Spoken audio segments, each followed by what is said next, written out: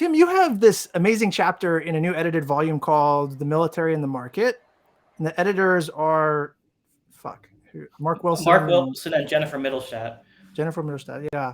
So like my audience here has heard me talk about military Keynesianism a few times, but this is really your wheelhouse. I mean, this is central to your research. Like, so what are the meanings of military Keynesianism? Why is it important for making sense of like politics and foreign policy in the 70s? The 70s too is like a really important economic hinge point in history that like for security types, we fucking completely gloss over it, you know, neoliberalism, Volcker shock, like none of that shit's in our narrative. So like how does military Keynesianism fit in, but also what are the meanings of it? Yeah. So again, just to sort of break it down at the most simple level, Keynes here is John Maynard Keynes, the English economist, and his basic idea was that the level of employment and output in the entire economy was determined by the level of aggregate demand, right? It sounds simple, but it was a big idea at the time and, considered kind of heretical. And so military Keynesianism would be a situation where output and employment were increased by a boost to specifically military demand. Right. There are different kinds of ways you could stimulate aggregate demand, and this is one particular way of doing it. Already in the General Theory, which is Keynes's big book in 1936, he mentions the possibility of like war or building pyramids, as sort of bad ways that his economics could be put into practice, but it's kind of a joke. And then by 1940 or 41, he's writing things saying that actually I see no way that my ideas could be put into practice except like on a wartime footing. So in a few years, it goes from a kind of offhand comment to like a real possibility. It's important to say here that there's a kind of ambiguity in the term military Keynesianism because it can sort of refer either to a highly self-conscious, intelligent project. Like to quote, the chapter that you're talking about is mostly about Richard Nixon. Nixon will use a phrase like goose the economy. He'll say the best way to goose the economy with government spending is military spending. So that's a kind of really instrumental, cynical military Keynesianism. But people also use the word somewhat confusingly to refer to just the effects of a policy, right? So very few people, maybe no one would claim that World War II was started to help the economy. Yet it is also the case that it helps put an end to the Great Depression. And so people also use the word there. And I think in writing my dissertation, I was kind of interested in seeing, okay, in the real world, at least as it's reflected in the historical record, what's the balance between this kind of instrumentalism and this kind of consequentialism? And it's always kind of a mix, right? It's not a coincidence and it's not a conspiracy. I think, generally wars start for other reasons that might have their own political economies, but they're not driven by, the need for jobs at home.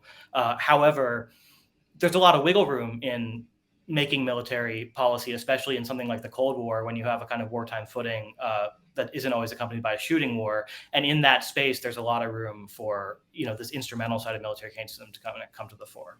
Tim, so the way you're talking about military Keynesianism, sort of like on an aggregate level, right? So you've got federal spending on the military that's propping up the national economy.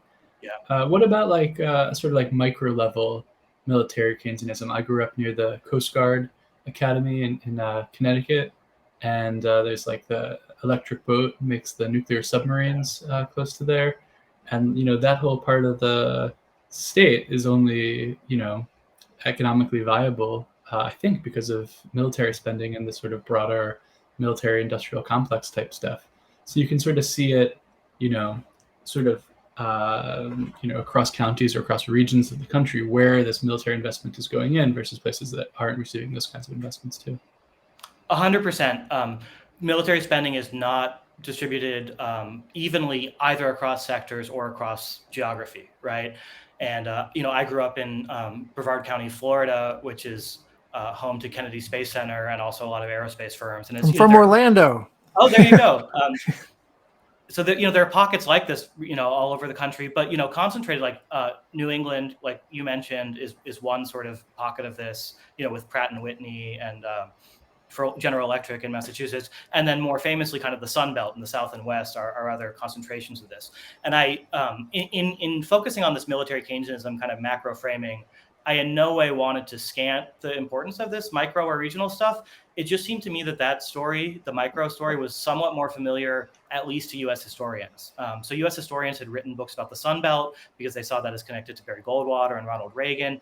And I sort of wanted to make the point, sure, this is also affecting people who live everywhere in the country. And so it was just kind of a question of bending the stick the other way. But the macroeconomy is an abstraction made up of local economies. And so it's important to keep that in mind. And to talk about the policy side, Van, macro military Keynesianism, the policy side of the coin for micro is industrial policy, right? Industrial policy doesn't aim at affecting the economy as a whole. It aims at the growth of a specific sector that's strategically important. And so industrial policy conversations are essentially micro conversations, even if you hope, that you pick the right sectors and then that'll have macro effects. Semiconductors is not really a macro question.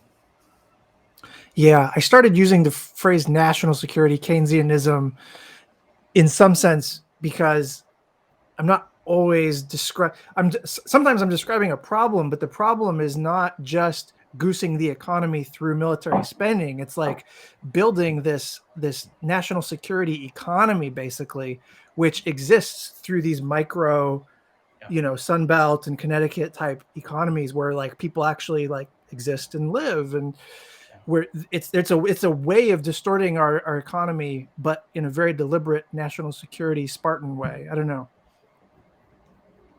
Definitely. And I also think there's a danger using the language of military Keynesianism of implying that economics is always in command. But you can also see this as sort of serving fundamentally militarist ends. So if you're someone making the argument that there's some kind of a serendipity about using unemployed workers and unemployed plant and equipment to make military things, you could just as easily be approaching it from the military standpoint and say how great it is that we have a depression, because that means there's lots of workers on hand to build weapons. You could come into it without really an economic motive at all in your mind, theoretically, and just see the same happy coincidence, because it means that the economy can, it has the potential and the slack to sustain a military program, which otherwise would be economically difficult. So this isn't to say that in any sense geopolitics is always driven by narrowly economic aims, right? Clearly Hitler sees a happy convergence between the fact that Germans need jobs and he needs a warfare state, rather than wanting to increase the consumption and well-being of German citizens, which is not really, as we know, his top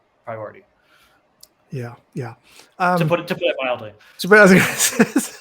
Very delicate. Military Keynesianism was Nixon's, you talk about how this is like a go-to way for him to goose the economy. I had to look up what goose meant.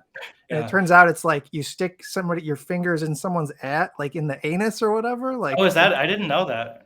It's because it's to like jump start or catalyze, That's perfectly Nixonian, right? So vivid. Yeah. There's so much there to unpack too, Freudian sense. So okay, so military Keynesianism is a tactic that Nixon sees as useful for goosing the economy. But then particularly in the run up to his re-election in 1972, right? So it's very part of what makes it such a beautiful example of the cynical version of military Keynesianism is he's just he does badly in the midterm elections in 1970, and the memo goes out the next day. We got to start, pumping up the economy with military spending. It's very, very Melvin Laird and people are saying this shit. Yeah. Yeah. But so that was what I was going to get to is starting in 1973, he's looking at an economy where inflation is becoming an issue and he needs to reel it in. And so as part of that, you would think he would maybe reel in defense spending, but he kind of doesn't, right? And so military spending goes up when you need to heat the economy, but then it stays up when you need to cool the economy. That's the historical observation. Is that a problem? Talk about a ratchet effect, right? It goes up, and then even if it comes down, it doesn't go back to the same level it was at before. And you see something really interesting, which is really kind of mind-bending when you start noticing it. Inflation is usually an excuse for cutting government spending, right? But in military spending, it is often offered up as a rationale for increasing military spending because they say, inflation has lowered the real value of the defense budget. In order to preserve that, we actually need to raise the dollar level of appropriations. And that's something you start to see developed in the 1970s. And you still see it today. I was if you read the defense industry news, they responded to this inflation in the last 2 years by saying it's actually a reason that defense spending needs to be higher. Because once you have this idea that the real value of that can't be cut, then inflation is actually a reason to raise this thing, which could actually be contributing to inflation. And so it's a kind of really ass backwards thing, but that becomes accepted. And so people in the 70s arguing for a higher military budget would just routinely refer to the fact that inflation had taken value out of the military budget as a reason for pushing it higher, which is just, it's to me, it's kind of mind bending. But if you're primed to take it for granted that we need a certain level of defense, it has some political purchase. It's like a war price spiral instead of a wage price spiral. Absolutely. And if you think about, this was especially That's an article true waiting to be written during the Cold War, but it's true today too that, one of the bottlenecks in an expanding economy is the production of capital goods, right? The goods which make other equipment.